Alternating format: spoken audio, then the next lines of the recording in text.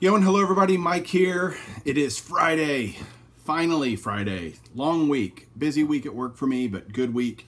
Glad the weekend is here.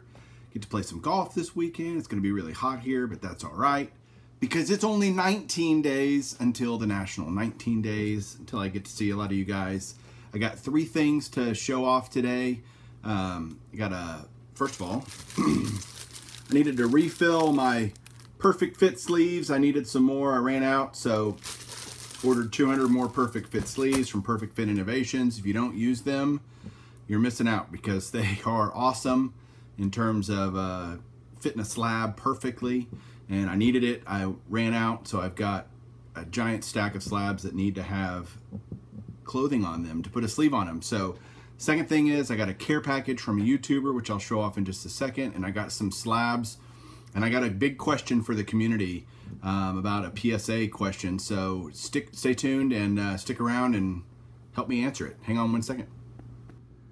All right, guys. So the first thing I want to show off is a care package that I got. And it's from Donnie, who is the Murph 398. So he's a big Dale Murphy collector on YouTube. Has a lot of cool videos and just a great YouTuber. And he sent me a message, said, hey Mike, I want to send you something for your 3-decade set. So he did.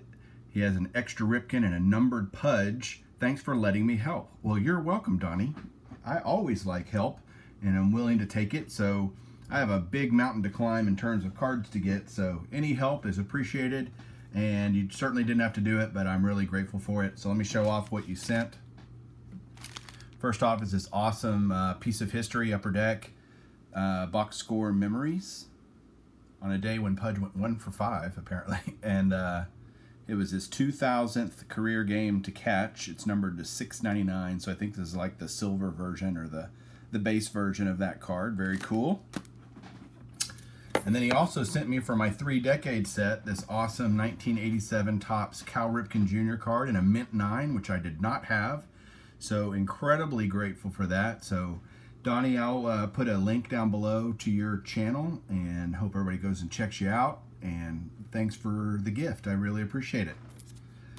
All right, so here comes my question that I have for everybody. What's wrong with this card?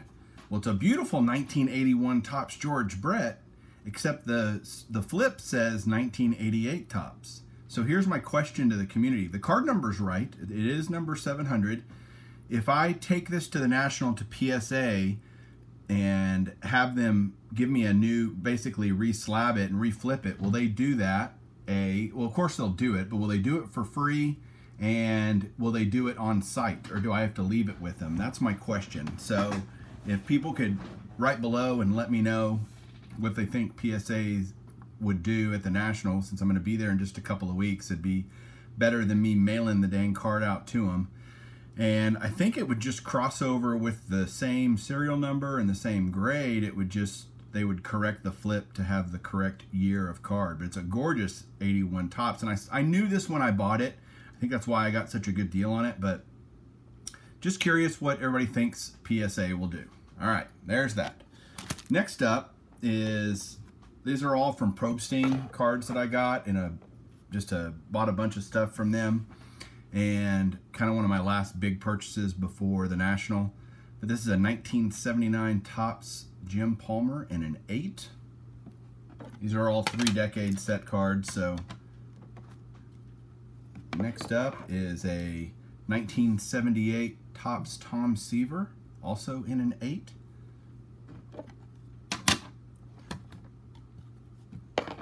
(1978) Topps Burt B. Home Bly 11. Also in a near mint 8 on my Rangers. Love it.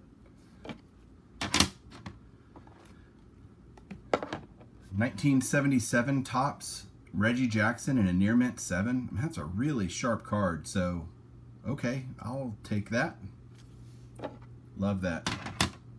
Totally photoshopped because he... 1974 Topps here, Steve Carlton. So I know all my Philly boys will love that. This is also in a near mint to mint 8, 74. All in the new Lighthouse holder, which I love. 1972 Topps Jim Catfish Hunter. He's also wearing one of those trash bag things. Man, that's got to be hot back then. And he doesn't even have his beard yet, or his mustache, or whatever he had going on later in his career. This is a near mint 7 on this card. 72 Topps are really hard to grade because they're so off center most of the time. It's really hard to get good centered versions of these. Here is for all my Red Sox peeps out there, a little Carl Yastrzemski action, 1972 Topps in a near mint 7. Beautiful card. And my last one, I have one more to show, and then I'll be done, is this 1967 Topps Gaylord Perry. The centering is fantastic. Everything about this card is great, except you can see the picture's kind of blurry. And that's actually something they take into account. It's called the registration of the card, really. And it is pretty blurry, so that's, I think, why this card got a 6. But it's just centered great, and corners are sharp and everything. So just loved that card and got it really cheap. So there you go, guys. There's my my mail day recap. I'm going to do some showcase videos this weekend. Looking forward to that.